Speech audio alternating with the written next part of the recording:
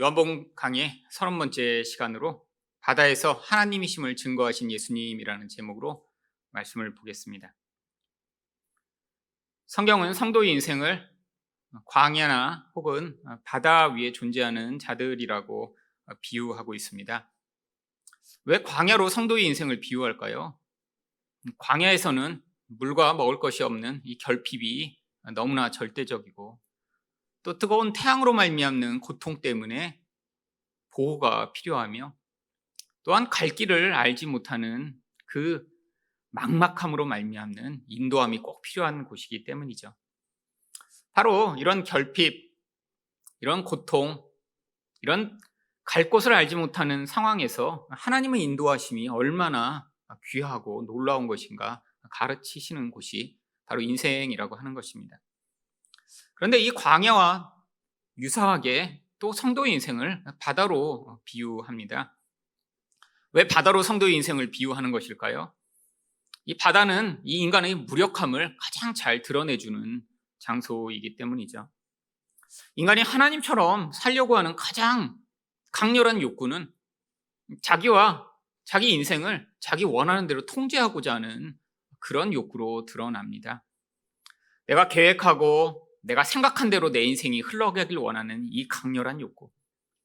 그런데 이 인생이라는 것은 그런 인간의 욕구를 완전히 무력하게 만듭니다. 우리가 우리 인생을 다스리고 내가 원하는 대로 만들려고 하는 대로 살 수 있는 사람은 아무도 없죠. 결국 이 바다처럼 통제 불가능한 그런 인생을 통해 하나님이 우리 인생을 다스리시지 않으면 인간은 아무것도 할 수 없음을 가르치는 곳이 바로 바다와 같은 인생인 것입니다. 오늘 본문에 나오는 바로 제자들이 경험한 이 바다 위에서의 폭풍우는 바로 이 제자들만이 아니라 예수 믿는 모든 사람들이 똑같이 경험하며, 그곳에서 우리 예수님이 하나님이시며 우리 인생을 다스리셔야 된다라는 사실을 가르치시는 그러한 배움의 장소죠. 오늘 본문은 16절에서 바로 이 제자들이 이 바다 위에 지금 위치해 있음을 이렇게 설명합니다. 저물매 제자들이 바다에 내려가서, 특별히 시간적으로는 밤이었고 장소적으로는 바다죠. 밤이나 바다, 이 두 가지가 합쳐졌을 때 인생은 가장 큰 두려움을 경험합니다. 인간은 보는 것에 의존돼 살아가거든요. 그런데 아무것도 볼 수 없다. 이럴 때 인간은 그 불안함과 두려움에 사로잡히게 되죠. 그런데 또 바다 위에 서 있어요. 그 깊이를 알 수 없고 죽음의 공포가 몰려오며 계속해서 요동하는 이 바다의 상황. 이 밤바다는 결국 인간의 가장 큰 두려움을 자극하는 그런 상황입니다. 여러분, 그런데 정말 이 제자들이 지금 바다 위에 있는 것인가요? 아닙니다. 이들이 원래 있었던 곳은 갈릴리 호수죠. 근데 성경에서는 이 호수를 호수라고 부르지 않고 항상 바다라고 부르고 있습니다. 왜죠? 바로 성경이 이야기하는 이 바다의 두려움을 이 호수를 통해 하나님이 통제하시는 특별한 상황 속에서 우리에게 가르치는 모형으로 삼고자 하신 것이죠. 그런데 왜 이 제자들이 지금 이 바다 위에 배를 타고 가고 있는 것인가요? 17절 말씀을 보시면, 배를 타고 바다를 건너 가버나움으로 가는데 이미 어두웠고 예수는 아직 그들에게 오시지 아니하셨더니. 지금 예수님과 제자들이 서로 헤어진 상황입니다. 지금 예수님은 따로 가버나움으로 가시기로 했고요, 제자들만 따로 배를 타고 바다 위로 간 것이죠. 근데 왜 예수님과 제자들이 이렇게 헤어져 따로 만나기로 한 것이죠? 바로 마가복음 6장 45절을 보시면, 무리를 작별하신 후에 기도하러 산으로 가시니라. 예수님은 지금 기도하러 산으로 혼자 올라가셨고요, 제자들만 따로 보내셨습니다. 아니, 예수님이 도대체 무슨 기도를 지금 그렇게 급하게 하시고자 제자들이 이렇게 지금 폭풍 가운데 죽을 위기에 처한 그런 상황으로 홀로 보내신 것일까요? 사실 예수님은 이 제자들의 믿음을 위해 기도하러 가신 것이고요, 일부러 이런 믿음을 가장 잘 배울 수 있는 장소에 이 제자들이 설 수 있도록 그곳에 보내신 것이죠. 그래서 마가복음 6장 48절에서 예수님이 혼자 깊은 기도에 빠져 계시며 이 제자들을 지금 아무 관심도 두고 계신 것이 아니라 바람이 거스름으로 제자들이 힘겹게 노젓는 것을 보셨다라고 이야기를 합니다. 여러분, 지금 깜깜한 밤이에요. 이 갈릴리 호수라고 하지만 긴 길이는 10몇 킬로나 되는 아주 긴 길이라 사실은 이 폭풍우가 치는 그 갈릴리 호수에서 이 작은 배 위에 떠 있는 제자들이 실제로 보일 리가 없습니다. 근데 예수님이 지금 산에서 기도하시며 그들을 보고 계셨대요. 바로 예수님이 이들을 이곳에 보내신 것이 바로 예수님이 어떤 특별한 목적을 가지고 일부러 허용하신 것이며 바로 이곳에서 이들이 믿음을 가진 새로운 존재가 될 수 있도록 기도하고 계셨음을 보여주고 있는 것입니다. 여러분, 그런데 도대체 예수님이 이 과정을 통해 제자들에게 어떤 믿음을 허락하시고자 하신 것인가요? 여러분, 이전에 제자들은 한 번 폭풍우를 경험한 적이 있었습니다. 그 이야기가 마태복음 8장 26절부터 28절에 나옵니다. 예수께서 이르시되 어찌하여 무서워하느냐? 믿음이 작은 자들아 하시고 곧 일어나사 바람과 바다를 꾸짖으시니 아주 잔잔하게 되거늘 그 사람들이 놀랍게 여겨 이르되 이가 어떠한 사람이기에 바람과 바다도 순종하는가 하더라. 여러분, 예전에는 예수님이 함께 계셨습니다. 그런데 이들이 바다의 그 폭풍우를 만나자 두려워 벌벌 떨며 예수님께 살려달라고 예수님을 깨웁니다. 그때 예수님이 그들에게 뭐라고 말씀하셨냐요? 어찌하여 무서워하냐? 이 믿음이 없는 자들아. 여러분, 이들은 지금 믿음을 갖지 못한 자들이었어요. 근데 어떤 믿음이 없었나요? 바로 이 예수님이 누구신지 지금 전혀 알지 못하고 있었기 때문에 내 눈에 보이는 상황, 내가 경험한 그 경험을 가지고 내게 처한 그 모든 상황들을 판단하려고 하니까 이것은 반드시 죽을 수밖에 없는 결론을 내릴 수밖에 없었던 것이죠. 그때 예수님이 바람과 바다를 잠잠케 하시자 이들이 어떻게 반응했나요? 이가 어떠한 사람이기에 바람과 바다도 순종케 하는가? 여러분, 이런 놀라운 일을 경험하고도 아직 예수님이 누구신지 이들이 알지 못했습니다. 그래서 예수님은 지금 이 두 번째 폭풍우를 통해 예수님이 이 바다를 잠잠케 하시는 하나님이심을 이들에게 가르치셔서 이들이 바로 예수님이 온 세상을 다스리시고 자기 인생을 다스리실 수 있는 하나님이심을 이들이 믿도록 하기 위해 바로 이것을 증거하시고자 하신 것이죠. 그렇다면 예수님이 하나님이심을 어떻게 증거하셨나요? 첫 번째로 바다를 밟으심으로 증거하셨습니다. 18절 말씀입니다. 큰 바람이 불어 파도가 일어나더라. 여러분, 제자들의 대부분은 바로 이 갈릴리 호수에서 평생을 살았던 어부들입니다. 여러분, 자기 홈그라운드예요. 여러분, 거기서 부는 바람, 물결, 물고기 평생토록 경험하며 어디에 가면 물고기가 많고 어디는 수심이 깊고 어디는 바람이 잘 불며 어떤 때는 위험하다라는 것을 아주 잘 알고 있는 사람들이었습니다.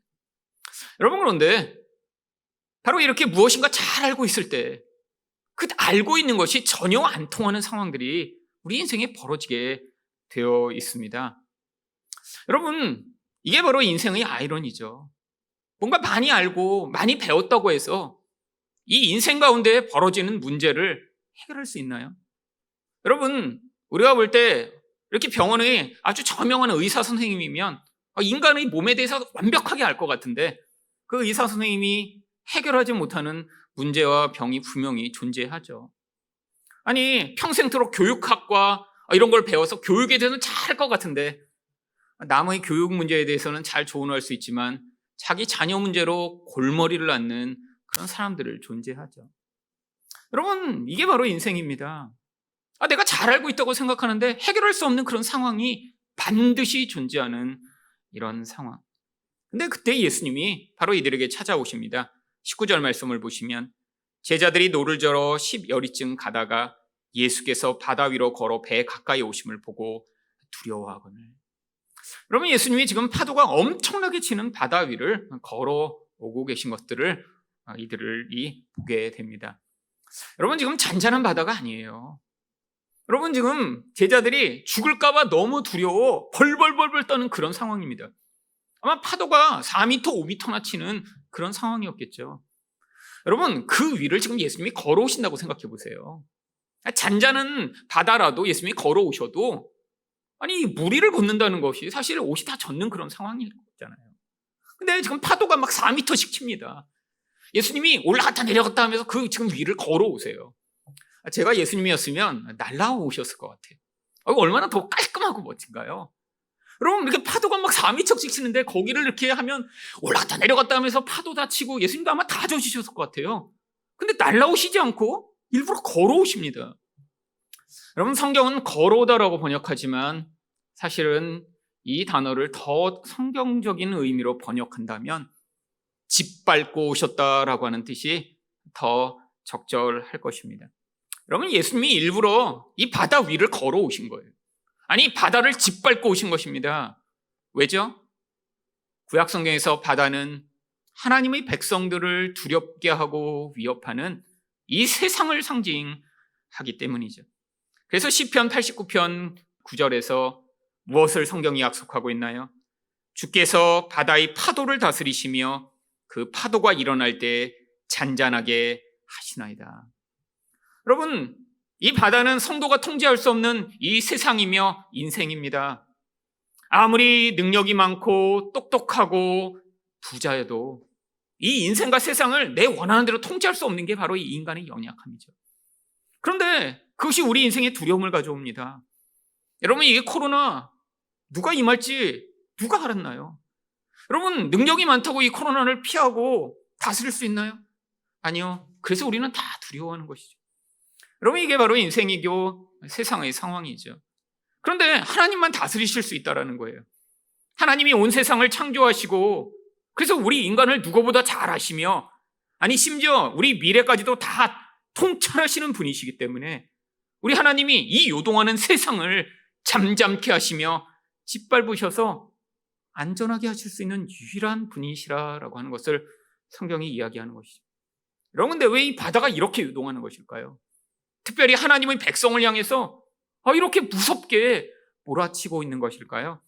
이 바다에는 바로 리워야단, 용, 악어라고 번역되는 마귀 세력이 살고 있기 때문입니다. 그래서 시편 74편 13절을 보시면 주께서 주의 능력으로 바다를 나누시고 물 가운데 용들의 머리를 깨트리셨습니다. 바로 우리 하나님이 성도를 위협하는 이 세상의 중심에서 이 세상을 요동케 하는 이 마귀의 머리를 깨트리실 것을 성경이 예언하고 있는 것입니다. 여러분, 예수님이 일부러 그래서 바다를 짓밟고 지금 걸어오고 계신 거예요. 이 성도들이 다 물에 빠져 죽을 것 같은 두려움 가운데 있을 때 내가 구약이 약속하던 그 하나님이다. 나만이 이 세상을 다스리고 나만이 용의 머리를 깨트리며 나만이 너희를 구원하여 이 불안 가운데 그 두려움 가운데 나를 믿는 자들은 이 세상을 이기는 능력과 안전한 가운데 살아갈 수 있다는 것들을 이들에게 가르치시고자 바다를 짓밟고 오신 것입니다. 여러분이 바로 이 믿음을 갖지 않으시면 여러분, 우리 인생에서 우리가 우리 안전함을 보장하고자 애쓰는 모든 노력은 반드시 실패할 것입니다. 여러분, 인생 가운데 얼마나 두려운 일이 많이 있나요? 여러분, 어려서는 몰라서 두렵죠. 근데 나이가 들면 알아서 두렵습니다. 여러분, 이게 인생의 문제예요. 너무나 아는 게 없어서 내 미래는 어떻게 될까? 나는 결혼은 할 수 있을까? 나는 나중에 가난하게 되지는 않을까? 나는 실패하는 것은 아닐까? 너무 몰라서 너무 두렵고 고통스럽습니다. 근데 이제 성장했어요. 그 두려워하던 일들이 일어나지 않았어요. 근데 이제는 너무 잘 알게 되니까 또 두려워집니다. 아니, 이제는 내가 책임져야 될 사람들이 늘어날수록 걱정과 두려움이 점점 많아지죠. 여러분, 이게 결혼해서 내 아내만 있다면 내 아내에게 벌어지고 내 남편에게 벌어지는 이 배우자에 관한 일이 결국 자기에게 영향을 미치니까 어떻게 될까 봐 두렵죠. 그런데 아이가 생기면 이제 아이에 대한 걱정과 두려움이 이제 부모 몫이 됩니다. 세상에서 자꾸 무슨 일이 벌어지고 주변 사람들이 어떠한 불안한 상황을 당할 때마다 부모가 같이 걱정하고 두려워지며 자꾸 어떻게 하나요? 자꾸자꾸 더 통제하려고 하고, 아니 내가 할 수 있는 모든 노력을 기울여서라도 어떻게 해서 그 나쁜 일이 벌어지지 않기를 열망하죠. 여러분, 그런데 내가 노력하고 애쓴다고 그런 모든 세상에 벌어지는 일들을 다 막아낼 수 있나요? 아니 세상에 교통사고 날까봐 자동차를 안 타면 평생 그런 자동차의 위험에서 피할 수 있나요? 여러분, 우리 인생은 우리가 통제할 수 있는 그 모든 것들을 벗어나는 것이 우리 인생입니다. 아무리 애쓰고 노력해도, 아무리 몸부림을 쳐도 어떻게 할 수 없는 것이 우리 인생이죠. 여러분, 결국 인간이 이렇게 자기와 주변에 있는 사람들을 통제하려는 노력을 기울이면 기울일수록 불안한 요소는 점점 더 커가고, 나뿐 아니라 다른 사람의 인생을 올감해서 오히려 그 사람의 인생을 더 악하고 불행하게 만드는 결과를 만들어냅니다. 여러분, 인간은 이렇게 누군가가 나를 통제하고 감시하고 계속해서 내 인생의 방향을 얽어매면 그렇게 해서 그 부모가 원하는 대로 잘 자라는 것이 아니라 오히려 내면에서 더 깊은 반항과 불만과 자기 자신에 대한 그런 스스로의 자율성을 잃어버리며 오히려 불행한 인생을 살게 되는 경우가 아주 많아요. 여러분 혹시 그 불안의 근거에 누군가를 통제하려고 하고 계신가요? 아니 내 자녀를 통제하고, 아니 더 나아가서 내 손자와, 아니 그냥 증손자까지 내가 원하는 대로 딱 어떤 틀 안에 넣어서 절대로 나쁜 일이 벌어지지 않고 세상에서 성공하고 멋지게 살 수 있도록 통제하고자 하는 그 강렬한 열망을 가지고 살고 계신가요? 여러분, 바로 그 자리에서 내려오시지 않으면 오히려 여러분의 그 통제와 개입이 다른 사람을 더 불행한 자리에 집어넣을 수 있습니다. 여러분, 예수님이 우리 인생의 주인이 되심을 인정하셔야죠. 여러분, 우리 인생도 우리가 통제를 못했는데, 아니 우리가 어떻게 다른 사람의 인생을 통제할 수 있다고 생각하고 계신가요? 여러분, 예수를 못 믿으면, 예수가 이 불안한 세상의 참 주인이심을 믿지 못하면 결국 우리 인생은 이 불안 가운데 결국엔 자기 자신도 우울하고 다른 사람의 인생까지도 불행하게 만드는 그런 결국을 만들어내겠죠. 여러분, 우리 예수님이 하나님이심을 믿으셔야 합니다.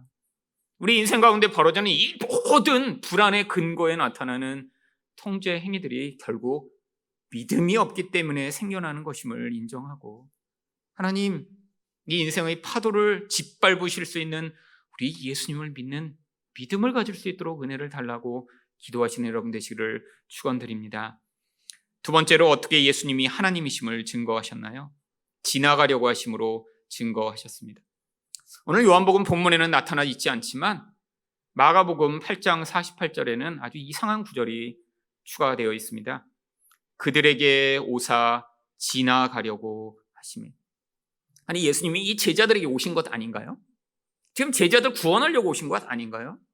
근데 왜 마가복음에서는 예수님이 오셨는데 오신 게 아니라 제자들이 지금 죽을 것 같이 여기서 고통하고 있는데 지나가려고 하셨다고 설명하고 있는 것일까요? 근데 이게 지금 제자들이 어디 있는지 몰라서 그냥 지나가려고 예수님이 하신 것이 아닙니다. 물론 지금 깜깜한데 파도가 너무 깊이 일어서 제자들을 혹시 못 보고 지나가려고 하셨나? 아니요. 여기에 써 있는 지나가려고 하심이라고 하는 에셀렌 파렐세인이라는 헬라어를 직역하면 지나가려고 의도하셨다라고 하는 뜻입니다. 어떤 목적을 가지고 이 일을 자신이 내가 생각한 대로 하고자 일부러 하셨다라는 거예요. 여러분, 예수님이 왜 일부러 지나가려고 하신 것일까요? 여러분, 이게 바로 자신이 하나님이심을 보이시고자 한 행동입니다. 여러분, 구약 성경에서 바로 이 똑같은 구절이 3번이 나옵니다. 가장 처음에 나오는 게 바로 출애굽기 33장 22절을 보시면 내 영광이 지나갈 때 내가 너를 반석 틈에 두고 내가 지나도록 내 손으로 너를 덮었다가, 하나님이 인간을 지나가신 경우가 처음으로 나오는데 바로 모세를 하나님이 지나가십니다.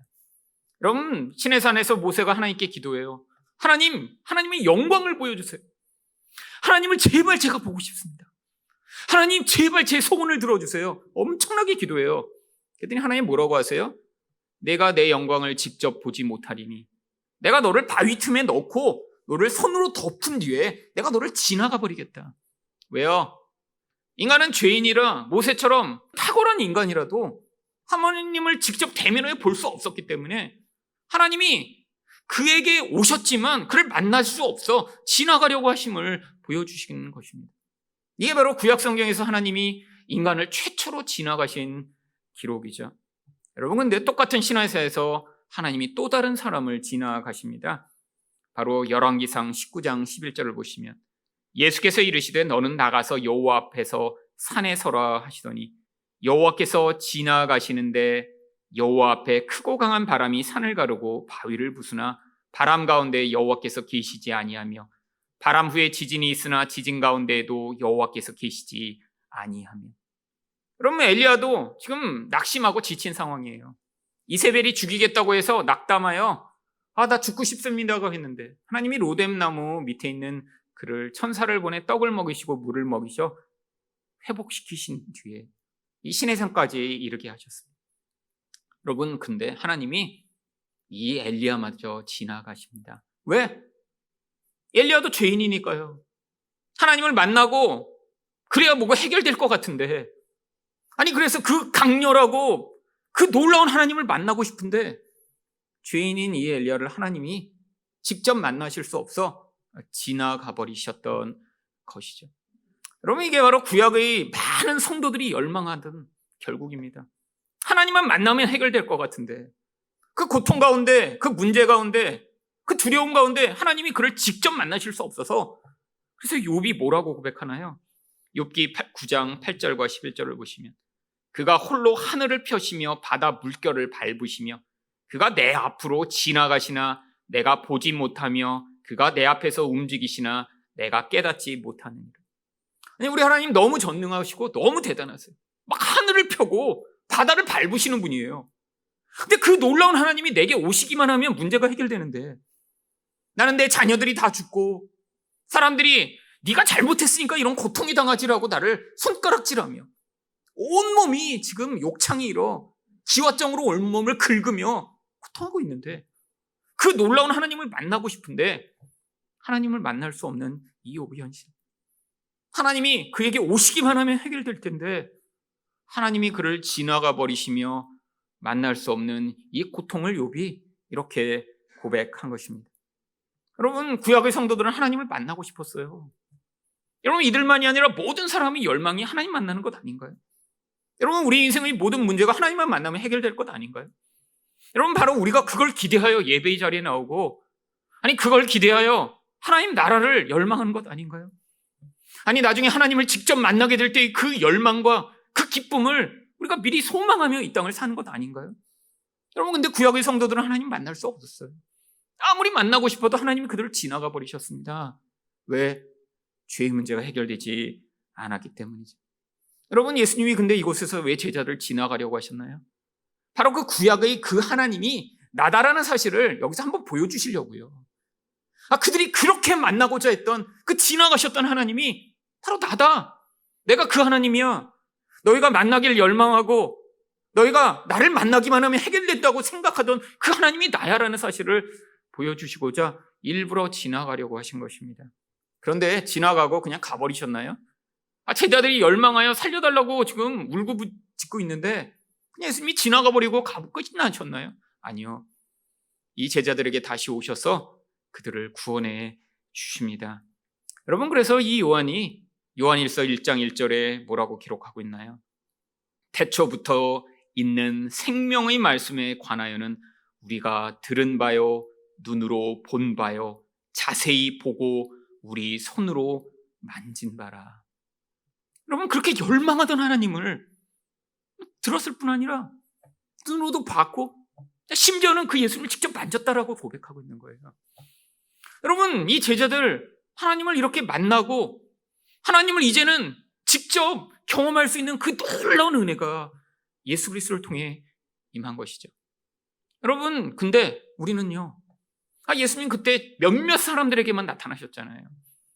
아니 소수의 제자들에게만 이렇게 은혜를 베푸시고 그들은 예수님을 만날 기회가 있었는데 지금 고통 가운데 있고 문제 가운데 있으며 하나님을 만나고 싶은 우리에게는 그러면 왜 우리에는 기회가 없나요? 아니요. 예수님이 그래서 요한복음 14장 16절에 뭐라고 말씀하셨나요? 내가 아버지께 구하겠으니 그가 또 다른 보혜사를 너희에게 주사 영원토록 너희와 함께 있게 하리니. 여러분, 이 보혜사라는 뜻이 무엇인가요? 옆에서 이야기를 해주며 돌보아주며 은혜를 베푸는 자라고 하는 것입니다. 아니, 예수님은 육체를 입고 오셔서 모든 사람과 함께 계실 수가 없었어요.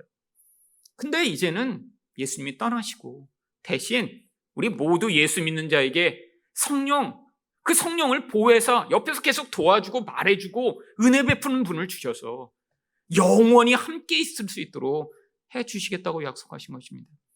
여러분, 믿음이 있어야 이 성령을 보고 그분과 교제하고 그분의 위로를 받고 이 두려움에서 벗어날 수 있는 것이죠. 여러분, 우리와 성령이 함께 계시다고 성경은 약속하고 계십니다.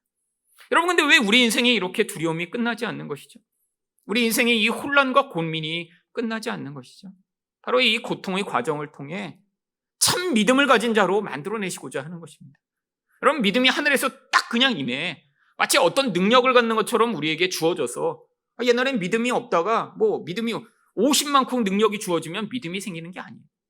이 믿음을 반대하는 우리 눈으로 보는 것으로 의존하여 살아가는 이 우리 본성, 나의 욕망을 위해 하나님이 능력이 필요한 이 기복적 마음, 여러분, 우리 안에서 이 육신이라는 존재가 약해지고 두려움으로 똘똘 뭉친 그 존재가 힘이 약해져야지만 우리 안에서 성령으로 말미암는 눈으로 보지 못하더라도 말씀을 믿는 그 믿음이 발휘될 수 있으며, 눈에 보이지 않더라도 예수 그리스도가 온 세상을 다스리시는 분이시며 내 인생의 주인이라는 사실을 믿게 되는 그 믿음이 발휘되는 것입니다.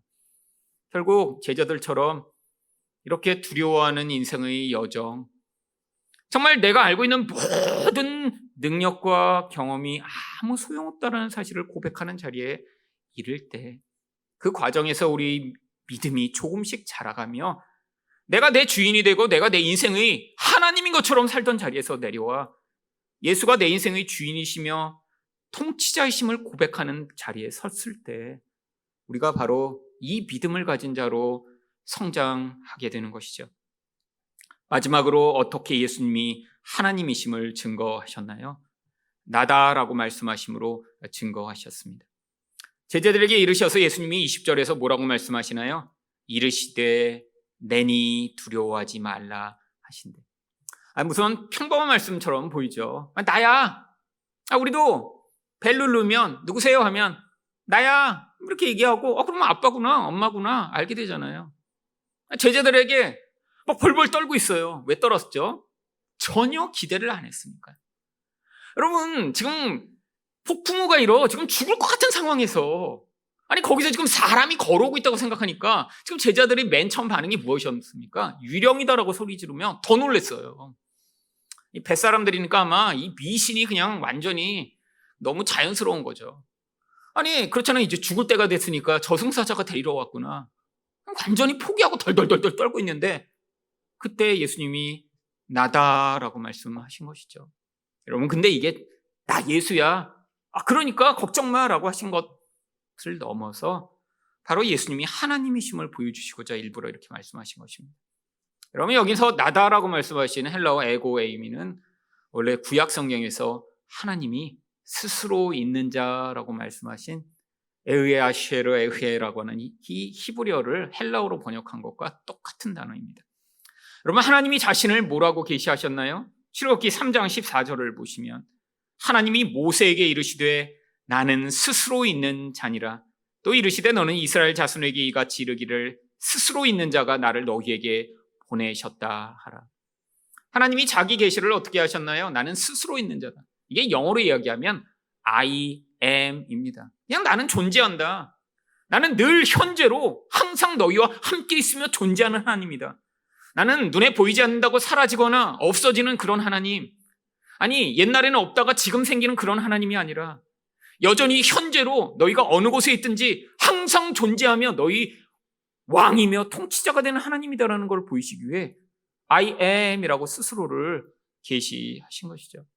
여러분, 예수님이 바로 그 말씀을 해주신 거예요. 여기서 nanny가 바로 I am입니다. 여러분, 그래서 영어 성경들을 보시면 이거를 그냥 I am이라고 쓰지 않아요.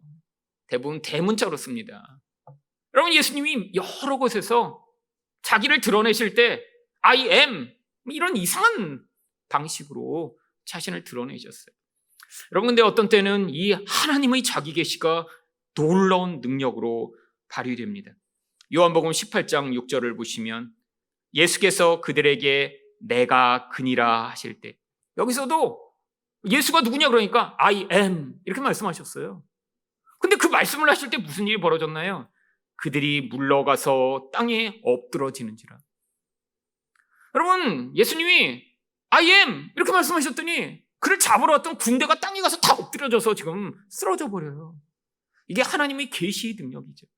이 죄인들에게 하나님의 영광의 그 이름만 살짝 드러났는데도 죄인들이 다 엎드러지는 이 놀라운 상황. 아마 예수님이 여기서 그냥 잡히시지 않고 가시려고 그랬으면 I am 몇 번씩 이렇게 말씀하시고 다 엎드려 그냥 꼬꾸라뜨린 다음에 이렇게 그냥 가셨으면 되는데 한 번만 딱 말씀하시고 잡히셨어요. 예수님이 능력이 없어서 잡힌 게 아니에요. 뭐 군대가 필요한 것도 아닙니다. 하나님인데 우리를 위해 죽기 위해 그냥 한 번 자신이 누군지 보여주시고 잡히신 거예요. 죽으려고.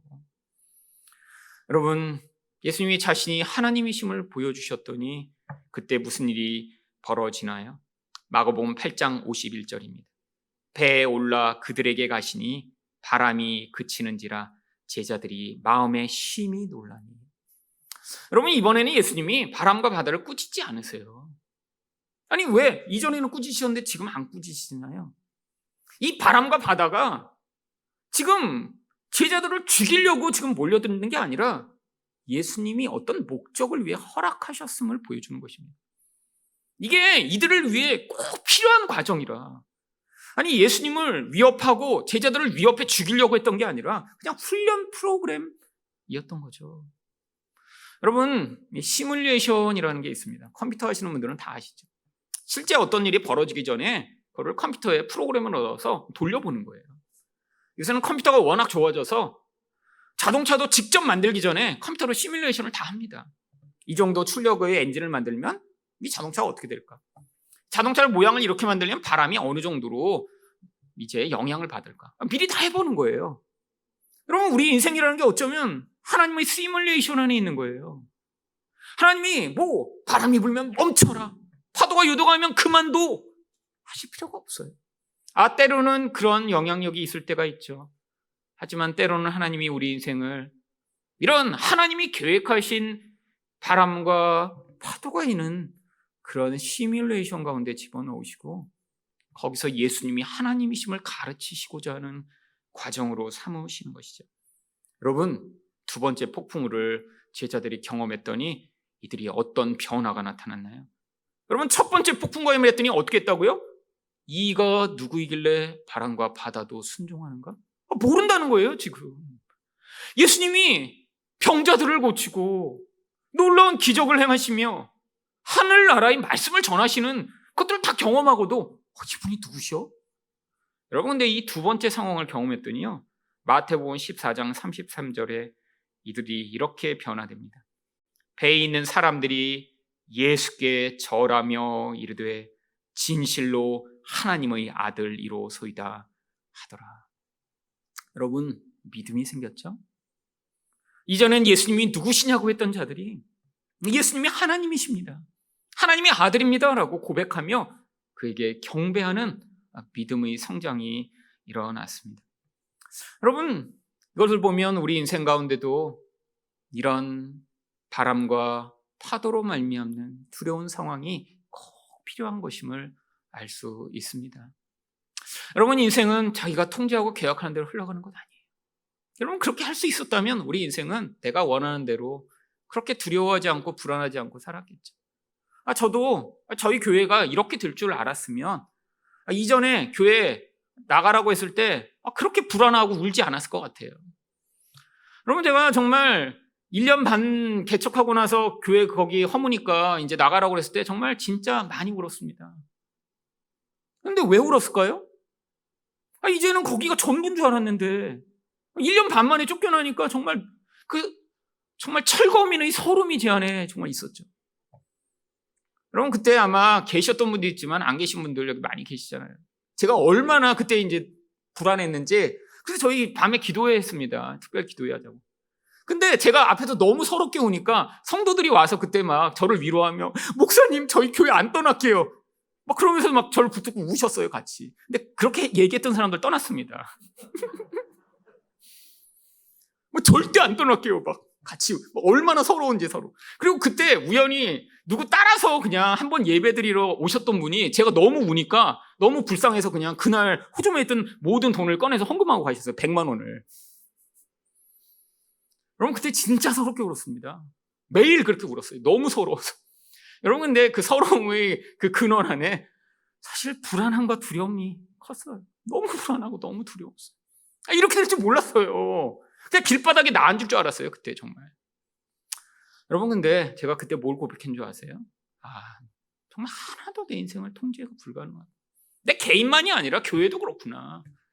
돈을 많이 쌓아놓는다고 뭐 해결되는 것도 아니고, 아니 뭔가 내가 계획한다고 들어도 되는 것도 아니라 하나님이 인도하신 대로 그냥 따라가야 되는구나. 여러분 그 기도를 하며 제가 그때 고백하게 됐습니다. 여러분 믿음이 생긴 거죠. 어떻게 해요? 그 깊은 불안과 두려움의 과정을 지나가며 우리가 얼마나 내가 내 인생을 내 마음대로 하고 싶은지를 폭로당한 뒤에 나는 그렇게 할 수 없는 존재구나 하는 사실을 고백해 나가는 과정에서 바로 예수님이 누구신가를 우리는 발견하게 되며 예수님이 하나님이십니다. 예수님이 세상을 짓밟는 왕이 되실 수 있고 우리 예수님이 바로 우리에게 구약이 약속하던 그 지나가려는 하나님이 아니라 지금 나와 성령으로 함께 계시며 우리 모든 상황을 알고 계시는 하나님이십니다. 바로 예수님이 나다라고 말씀하시며 바로 구약에서 스스로 있는 하나님이라고 말씀하셨던 그분입니다라고 여러분들이 고백하시는 그 과정으로 인도하고 계십니다. 여러분 이 세상을 우리가 어떻게 이겨나갈 수 있을까요? 여러분 믿음이 없이는 우리는 불가능하죠. 근데 이 믿음이 무슨 믿음이죠? 나는 잘 될 거야. 나는 이길 거야. 딴 사람은 실패해도 성공할 거야 라는 그 자기 확신이 아니라는 거예요. 바로 예수님이 세상을 다스리시고 통치하시는 하나님이심을 믿을 때, 그리고 내 인생 또한 지금은 이렇게 불안하고 걱정되고 두렵고 도대체 뭐가 되지 않는 것 같은 그런 상황일지라도 우리 인생마저 우리 예수님이 하나님이시라 그분이 손에 달려있다는 것을 진정 인정하는 자들은 이 두려운 세상 가운데 믿음으로 말미암아 바로 이 세상에서 예수님이 하나님이심을 보이시는 그 능력을 경험하며 이 땅을 사실 수 있을 것입니다. 이 놀라운 은혜를 경험하는 여러분 되시기를 예수 그리스도 이름으로 축원드립니다.